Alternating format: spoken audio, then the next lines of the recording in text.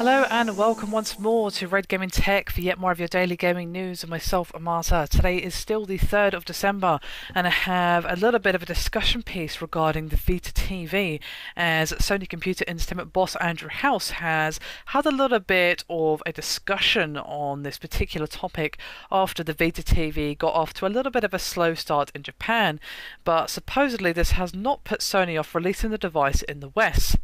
Now, of course, it released in Japan on the 14th and has sold a rather modest 42,000 units during launch week. But, as I said previously, Andrew House said that PlayStation's plan for Vita TV in the West remain unaffected. Now, he said to Eurogamer, quote, "The positioning of Vita TV may be different between Japan and some of the other markets. Now, currently, the Vita TV, which costs roughly $99, reworks Vita, PSP, PS1, and some retro games so they can be played on a HD TV with a DualShock 3 controller." Now, this device is based off of the Vita handheld console, as you might guess from the name, and has a touch-based user interface which will be resized for big screens. However, as most of you probably know, it is also a media streaming device and can extend PS4 gaming to a second screen when used with a DualShock 4. Now, House said that Sony wanted to launch Vita TV in Japan first because streaming there is a relative new concept, and Sony wanted to establish a new market. Now, Andrew House continued, quote, "This may sound slightly counterintuitive, but we wanted to launch in Japan first because I feel there really hasn't been a critical driver or device that's driven the adoption of streaming content overall. It's still very much in the nascent stage in Japan compared to some of the markets in Europe or the US. We felt there was therefore an opportunity to leverage the strengths of the PlayStation Vita, which, as you know, is quite strong in Japan in terms of game lineup, but combine that with the features of a media streaming box and offer something packaged newly for the Japanese consumer and possibly be at the forefront of creating a new market via that device. However, in the West, streaming is pretty damn established, with the likes of Netflix, Gaikai and OnLive gaining a rather nice foothold, and of course we've got Twitch, which is probably one of the more popular ones, especially when you go to PC streaming, but it's also quite popular for console streaming as well."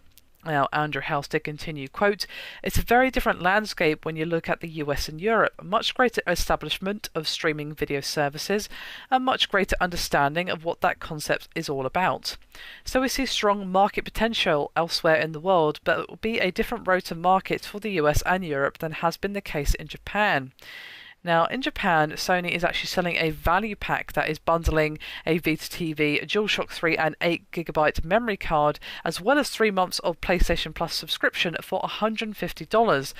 But if you buy a Vita TV on its own, you get a limited out-of-box experience. You will need a DualShock 3 controller in order to use it. And it also only features 1GB of storage. So you may be forced to use Sony's proprietary Vita memory cards to add space. So considering that the Vita TV itself is costing roughly $99, it sounds like, at least for those people in Japan who have been considering or have already bought the device, it may be more worthwhile to just bite the bullet and pay more and maybe save a few bucks in the long run. Now, one problem that many have encountered in Japan is that the selection of games to play on the device is limited. Many, such as Uncharted Golden Abyss, don't work because of the Vita TV's lack of touch controls.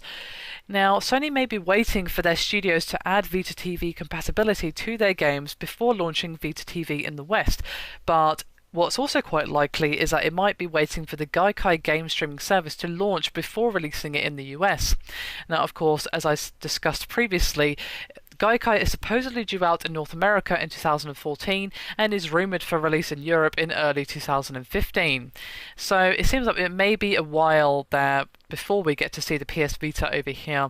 Now, it makes sense to me that they would wait for both of those things that I previously mentioned. They would wait for the Gaikai streaming, and they would wait for more games to add compatibility to the Vita TV in their games. Now, at the moment, of course, with it just being available in Japan, there's not much motivation for big AAA developers that have games that do really well over here but may not do so well in Japan, just because it's a different market and all that.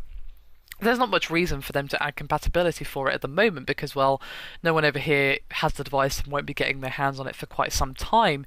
Now, I do think that when we start seeing that compatibility entered into our games, and of course we have the Geico streaming come over to the US and eventually to Europe, it's going to be quite an interesting device, and it sounds like it could have some interesting uses. However, I'm not expecting it to be a huge storming device. I'm not expecting to see, I don't know, PS4 level sales figures for this particular device, but I would imagine that it will probably do better here than it did in Japan, but I don't expect it to set the world on fire by any means.